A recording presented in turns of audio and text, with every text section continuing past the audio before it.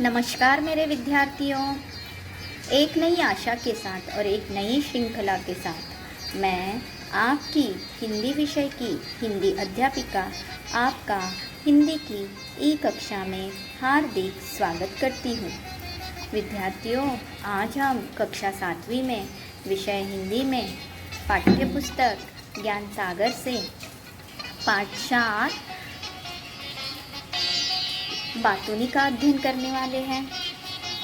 हाँ विद्यार्थियों, आज हम पाठ बातूनी का दूसरा भाग अध्ययन करने वाले हैं।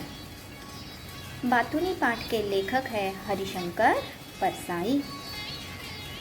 बातूनी पाठ के प्रथम भाग में हमने अध्ययन किया था कि लेखक जो थे सुबीता खोज रहे थे। तब उन्हें सज्जन दिखाई देते हैं और सज्जन को लिफाफा देते हुए वह उन्हें डाक पेटी में डालने का आग्रह करते हैं। जब दूसरे दिन सज्जन मिलते हैं और लेखक पूछते हैं कि तब सज्जन उस छोटी सी बात को पूरा आधा घंटा लेते हैं बताने में वो विवरण। आइए आगे बढ़ते हैं। सज्जन बताते हैं, सहानी मेडिकल स्टोर जब मैं गया तो लिफाफा तो नहीं था, लेकिन टिकट था। तो मैंने कहा ला टिकट ही दे दे। मैंने साहब टिकट तो हाथ में कर ली। सज्जन बताते हैं, टिकट मैंने अपने हाथ में ले ली। अब बात थी लिफाफे की। मैं बाहर खड़ा खड़ा कहूँ कि लिफाफा कहाँ से लाऊं। बाहर आकर खड़ा हो गया और सोचने लगा, लाऊं तो कहाँ से लाऊं लिफाफा। अब मुझे घबराहट होने लगी। आखिरी डाक निकलने का वक्त हो रहा था, मतलब जो 3:30 पर अंतिम जो डाक निकलती है उसका समय हो रहा था। लिफाफा नहीं गया तो क्या होगा, मैं सोचने लगा। पहली बार तो आपने कोई काम सौंपा है, अगर लिफाफा नहीं गया तो क्या होगा। हे भगवान, तू ही रास्ता बना। भगवान का स्मरण कर। कहा, भगवान मुझे रास्ता दिखा। मैं तो इस गाड़ी से लिफाफा छोड़कर ही रहूँगा। मैंने तो मन में गांठ बांध ली थी, ठान लिया था, कुछ भी हो जाए, चाहे मुझे स्टेशन ही क्यों न जाना पड़े, यह लिफाफा तो मैं अवश्य छोड़ूंगा ही। गाड़ी चलती होंगी तो गाड़ी को रोक कर लिफाफा छोड़ूंगा। सोच लिया था, अगर गाड़ी छूट भी गई होंगी तो उसे बीच में ही रोक दूंगा और लिफाफा छोड़ूंगा। पर लिफाफा मिले तो कहाँ से मिले। अचानक साहब मुझे राजू दिखा, मेरा मित्र जो कि किताबों का एजेंट है। उसके हाथ में बस्ता था। मैंने सोचा, हो न हो इसके पास ज़रूर लिफाफा होगा, और मेरा अंदाज़ा बिल्कुल सही निकला। मैंने कहा, यार राजू एक लिफाफा दे। उसने कहा, यार लिफाफा तो है, लेकिन उस पर किसी फर्म का नाम छपा है। फर्म मतलब किसी कंपनी का। उसने कहा, यार लिफाफा तो है पर उस पर किसी फर्म का नाम छपा है। मैंने कहा, कोई बात नहीं, मैं उस फर्म का नाम काट दूंगा। और मैंने उससे लिफाफा ले लिया साहब। जेब में हाथ लगाया तो कलम नहीं था। उफ, अब कलम कहाँ से लाऊं। मैं मन ही मन सोचता रहा, अजीब बेवकूफ़ हूँ मैं। काम ले लिया और कलम लाया नहीं। भाग्य से राजू के पास मुझे पेन भी मिल गया।